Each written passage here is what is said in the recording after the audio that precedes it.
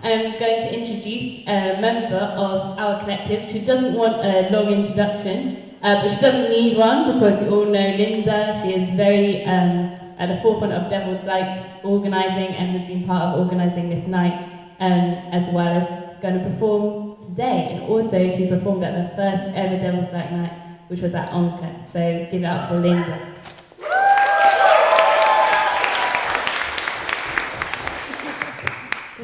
Is that okay? All right. Yeah.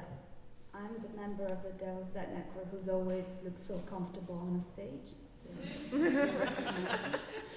I'm bringing the uplifting content. The first one is called Like the Bees I Want to Drop Dead in the Streets. What's help to a bee?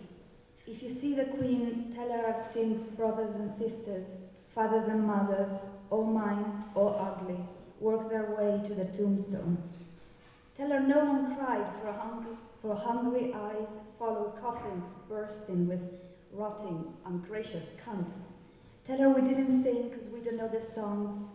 In fact, no one was even there because we don't know the songs. No exchange of success stories at the wake, only cryptic nods to so-and-so's alcoholism.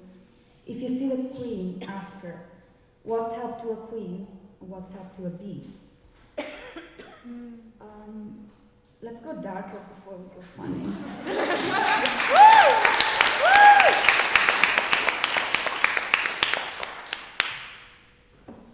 Yeah. Pain is like fairies, and I really need this pharmacist to believe in it. When I'm not walking, I'm laying on my bed. It means I don't have to walk. My bed is a slab of tender white wood with damp patches all over it from where my body hangs. I keep my eyeballs in my hands lest they roll away. Surgical pin needles keep me in place, keep the most of me in place. The most of me is lungs, liver, and kidneys in place. I like the feeling of fresh air hitting angles and ridges previously kept hidden. I like the feeling of everything coming together. That's why I sprinkle the smelly hot red meat of my body with sea salt. I like feeling like I'm made of slugs. Imagine a chemical reaction with death herself, like you might think you're taking her dancing till she forgets time, but it's the other way around. Meanwhile, she's thinking exactly the same, so you're both there, defeated and disconcerted, till it's no more.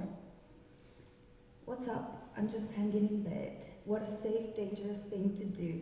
Earlier, I walked and felt the love in every step on my way towards a perfect triangulation of suffering, from point A to point B to point C, then home feeling somewhat the wiser. Eventually, I'll get up. I yawn and a black hole rolls up my throat. Reality milestones like pressure and gravity are acting up. I wish I paid more attention in school now, little lady. Where do you think you're going without physics and the chemistry of it all?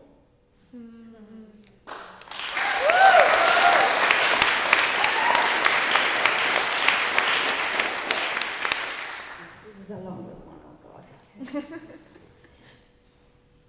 The parties are not what they used to be.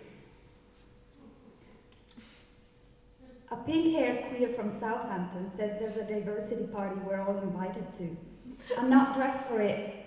I'm not dressed for it, I whine. I didn't polish my impressions this morning. I feel out of place. My friend claims it's okay, we're white, and I look straight. I'm sorry. As long as we suck dick for money and bring that to the table, we're fine. We work at night. Only bring yourself and your fabulous identity, darling. You know we work at night. We work at parties and I'm lonely. We bring that good guilt to the table so you can throw a great party but leave the rage at the door. This is a safe space for cuddles and first world struggles, baby. We don't work here, it's just us, having fun. Parties are not what they used to be. No one here will not leave me. No one here will not leave me. No one here will get behind the double negatives for breakfast. I don't eat when in doubt because I feel too fat and too skinny at the same time. Again, there's something wrong with that. Something sucked the glamour out of my misery. I quit my job and find another job. Do you not realize how lucky we are? We should take our tops off in the streets and feel empowered. covered in the sheets. But first I run for some of that glitter to make my injuries sparkle so I can finally get a kiss. But then it hits me, and parties are not what they used to be anymore. Things change and I have no plans. If I had a penny for every time I said I'd be dead by 25, I'd still have no plans. You really cannot count on anything these days, especially myself. Yeah, I quit my job, found another job, lost another job, and I'm obscenely, undeniably alive, if fading. Not sure what to do with all this empowerment I can't hold. I need a house and a Brexit marriage. I need a break from being broke and broken. I need the Dior-scented citizens of the World Brigade to leave me the fuck alone with their tales of Vietnam, and I need their mummies to pay for my very much needed dental work, because the parties are not what they used to be anymore. My teeth hurt. Guilt will not fix cavities and bleeding gums and loosened up nightmares, truth's crumbling. More than that, I'm restless. Working hard on making life as absurd and vapid as possible so I can stand the parties where I'm too skinny and too fat again, and all the fucking good I did in the world doesn't matter, so I hide it and watch another episode of Keeping Up with the Kardashians to make them think I'm stupid because I'm poor and I don't travel. I mean, my friend claims this town gave us nothing except organic fair trade eating disorders, and I had a job, and holes in my teeth.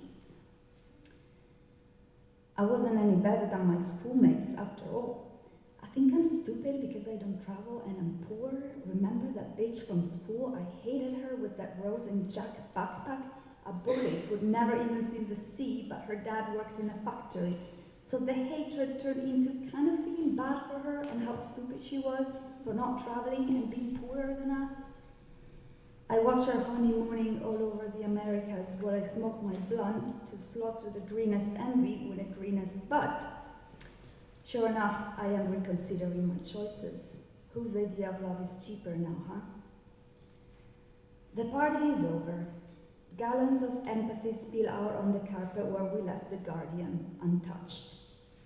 There's an unexplained mental health apocalypse devastating the left-handed beekeepers community in this country, and we better feel like shit about it or else. Imagine being able to sleep.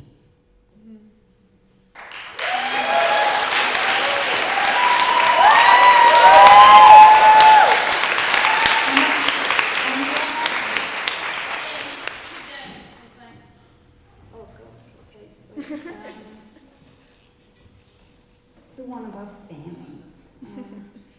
Yeah.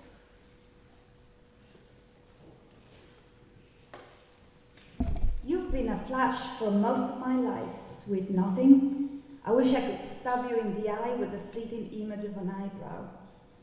I did this to myself by always looking at things as if they're dying, until I feel the little blue flower lodged in my chest as it shoots into my vision, and all I can see is a glimmer of grotesque light, a lingering of lateral approximants. Oh no, words wilting.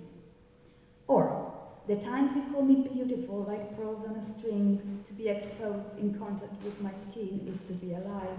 Or countless people scurrying in and out of hotels dipped in their pink and orange airport sunsets.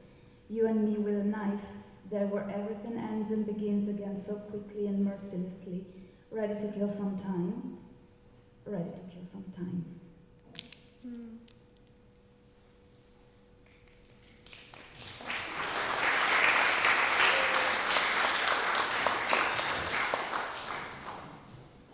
Last one, this for Brighton, I fucking hate you. Who turned dirt into gold? What happened to our space? I mean, what happened to our dirt? Last night I dreamt I was crawling on all fours, licking the gold out of the streets to carve a nook for myself in the shape of my tongue. I see it when I write the number 7, trying to quell the urge to kick babies and elderly people in the groin, that they would dare be extremists in my presence, today of all days.